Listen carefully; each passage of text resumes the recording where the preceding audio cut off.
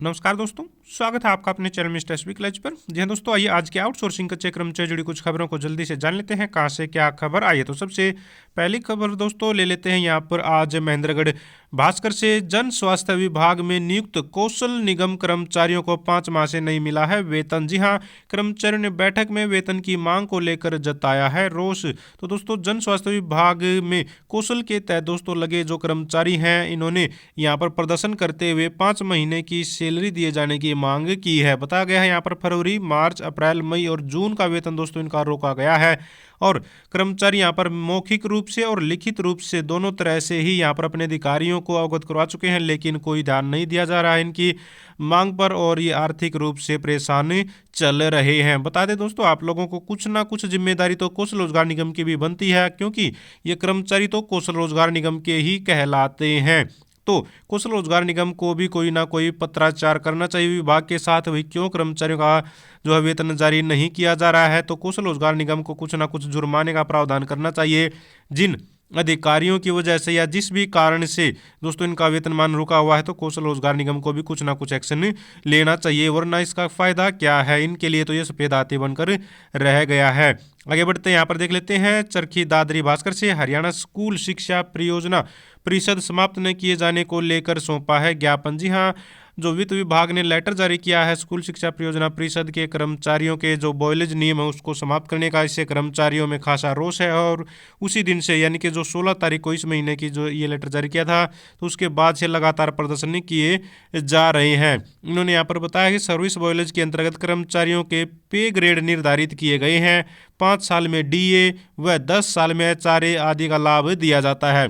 अब अगर दोस्तों सर्विस बॉयलेज के रूल हैं जो अगर वो लागू नहीं होते हैं, तो सामान्यतः कर्मचारी को न तो एचआरए मिलता है न ही डीए मिलता है, लेकिन ये फायदा इन कर्मचारियों को मिल रहा था, ये अनुबंधित कर्मचारी हैं। और ये फायदा सिर्फ क्यों मिल रहा था, क्योंकि सर्विस बॉयलेज के रूल है जो वो लागू हो रहे थे यहाँ पर। लेकिन दोस्तों अब इन रूल को ख़त्म कर दिया गया है। ख़त्म करते ही दोस्तों सीधी सी बात है, कर्मचारियों को जो ये लाभ मिल रहे थे अनुबंधित कर्मचारियों को, ये समाप्त हो जाएंगे। तो यहाँ पर बताया गया है भाई जो वित्त विभाग ने तुगलकी फरमान जारी किया है उसको वापस लिया जाए। इन्होंने यहाँ पर स्पष्ट रूप से बताया है जो अधिकारी हैं संगठन के, भाई बहुत सारे जो कर्मचारी हैं डेपुटेशन पर यहाँ पर जो शिक्षा परिषद है इसमें आए हुए हैं सरकारी कर्मचारी, तो सरकारी कर्मचारियों का पैसा भी इन्हीं के वेतन में से दिया जाता है। यानी कि अनुबंधित कर्मचारियों के लिए जो बजट जारी होता है, इन्हीं के वेतन शिक्षा समग्र शिक्षा के लिए जो बजट जारी होता है, इन्हीं में से दोस्तों पैसों में से जो है इनको सरकारी कर्मचारियों को बजट दिया जाता है। इसके बाद फिर जो अनुबंधित कर्मचारी हैं उनकी सेवाएं समाप्त की जाती हैं। तो ये बहुत ही इनके साथ अन्याय है घोर। तो ये चाहते हैं कि इनके जो सर्विस बॉयलेज नियम है उनको समाप्त न किया जाए, तो ये यहाँ पर ज्ञापन सौंप रहे हैं और किसी भी तरह से इनके जो है सुविधाएं बची रहें, तो ये यही चाहते हैं। 5,000 प्लस दोस्तों ये कर्मचारी हैं जो अनुबंध पर काम कर रहे हैं। चरखी दादरी से ही अपडेट है, यहाँ पर बताया गया है मनरेगा भवन निर्माण मजदूर व आंगनबाड़ी वर्करों ने जत्थे के रूप में यहाँ पर दोस्तों पड़ाव के लिए पहुंचे। जी हाँ, पड़ाव कौन सा है, जो 3 दिवसीय पड़ाव के लिए घोषणा की गई थी। भाई जो कर्मचारी हैं इसमें सभी प्रकार के कर्मचारी मोस्टली, और किसान, मनरेगा मजदूर, मिड डे मील वर्कर, आशा वर्कर, आंगनवाड़ी वर्कर, इसमें सभी दोस्तों ये भाग ले रहे हैं। सेक्टर 5 पंचकुला में ये जो है महापड़ाव आयोजित होना है। तो बारडा से भी बड़ी संख्या में कर्मचारी ने इसमें भाग लिया है। अन्य कई जगहों से भी इस तरह की अपडेट आ रही है, वो भी आप लोगों को साथ में दिखाते रहेंगे। बीच बीच में आगे देख लीजिए, यहाँ पर चरखी दादरी से ही अपडेट एक और रोजगार मेले से संबंधित है। 30 नवंबर को लगाया जाएगा रोजगार मेला। तो 10वीं से लेकर स्नातक स्तर तक के युवाओं के लिए आगामी 30 नवंबर को रोजगार कार्यालय में रोजगार मेले का आयोजन करवाया जा रहा है। तो जो भी इच्छुक कैंडिडेट है वो इसमें यहाँ पर भाग ले सकते हैं अपनी सभी ओरिजिनल डॉक्यूमेंट्स लेकर। और इन्होंने यहाँ पर जो आयु है 18 से 50 वर्ष तक की भी बताई हुई है। शैक्षणिक योग्यता के आधार पर इसको यहाँ पर कैंडिडेट को सिलेक्ट किया जाएगा। सुबह 10 बजे से ये स्टार्ट हो जाएगा।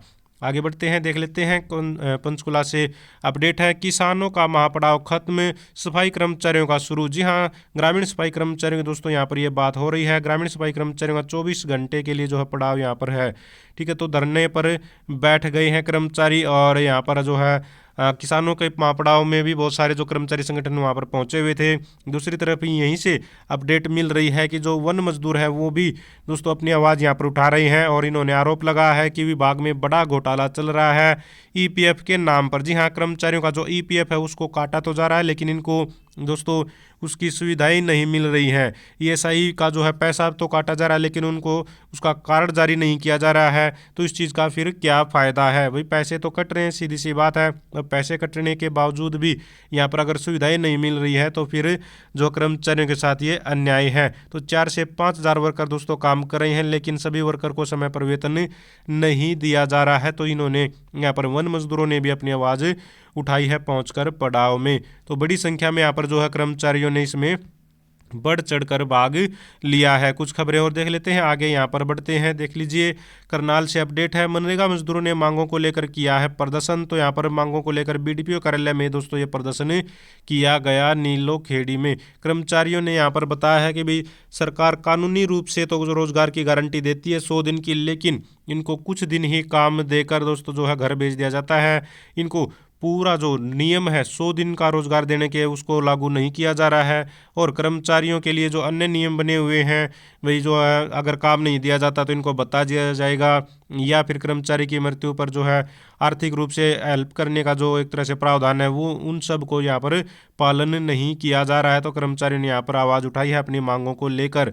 दूसरी तरफ यहाँ पर बरवाला में भी जो मनरेगा मैट है, यानी कि मनरेगा के काम की जो एक तरह से मॉनिटरिंग करते रहते हैं गांव लेवल पर, तो वो जो मनरेगा मैट है इन्होंने भी यहाँ पर मीटिंग के लिए एक तरह से 15 दिसंबर का समय जो है रखा है। जी हाँ, मनरेगा मैट मजदूर ने यहाँ पर मीटिंग करके 15 दिसंबर को प्रदर्शन के लिए बोल दिया है। अपनी मांगों को लेकर यहाँ पर ये इकट्ठा हुए थे। इन्होंने भी 600 रुपये दिहाड़ी और मैट अकाउंट को कर्मचारी का दर्जा, अकाउंटेंट और बीएफटी रोजगार सहायक एबीपीओ सहित सभी को पक्का किया जाए।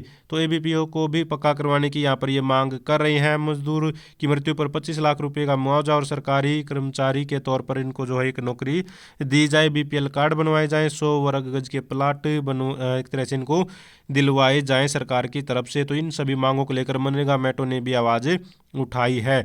और झज्जर में दोस्तों हरियाणा कंप्यूटर प्रोफेशनल संघ ने ज्ञापन सौंपते हुए अपनी मांगें को दोहराया है और 58 साल तक रोजगार की सुरक्षा मांगी है। जी हाँ, कर्मचारियों को 58 साल तक सेवा सुरक्षा दी जाए, इसकी मांग को लेकर यहाँ पर पूर्व शिक्षा मंत्री कांग्रेस नेता जो है गीता बुकल को ज्ञापन दिया गया है जो है कर्मचारियों के द्वारा कंप्यूटर प्रोफेशनल संघ के द्वारा। ये पहले हड़ताल भी कर चुके हैं, लेकिन सुनवाई तो आप लोगों को पता ही इतनी आसानी से नहीं होती है इन सरकारों में।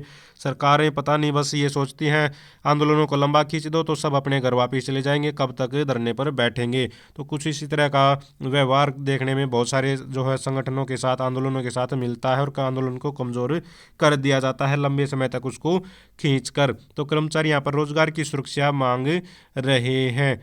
और लाइक और देख लेते हैं, शुगर मिल कर्मचारी महासंघ को सरकार ने वार्ता के लिए बुलाया है। जी हाँ, कल दोस्तों इन्होंने करनाल में मुख्यमंत्री आवास पर जो अनशन जो है स्टार्ट करने की घोषणा की हुई थी। तो इनके अनशन को देखते हुए यहाँ पर सरकार ने इनको बुला लिया है बातचीत के लिए 30 नवंबर को। 30 नवंबर यानी कि कल शायद इनको जो है वार्ता के लिए बुला लिया गया है। और इन्होंने अपना जो करनाल में आमरण अनशन होना था उसको भी स्थगित कर दिया है। बता दें आप लोगों को 17 नवंबर को कर्मचारियों की जो है बातचीत हुई थी अतिरिक्त मुख्य सचिव के साथ और 5 मांगों पर सहमति बनी थी।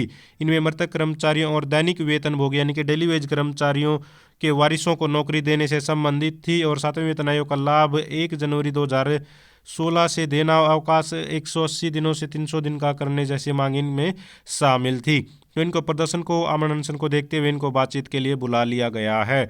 और कैथल से भी अपडेट है, यहाँ पर अनेक कर्मचारी संगठन चंडीगढ़ और पंचकुला रवाना। तो चंडीगढ़ और पंचकुला के लिए जो महापड़ाव था उसमें रवाना हुए। कैथल से भी बहुत सारे कर्मचारी संगठन अपने जो है मांगों को लेकर अपने कार्यक्रम को सफल बनाने के लिए। तो दोस्तों ये थी सारी की सारी आज की आउटसोर्सिंग कच्चे कर्मचारी जुड़ी खबरें।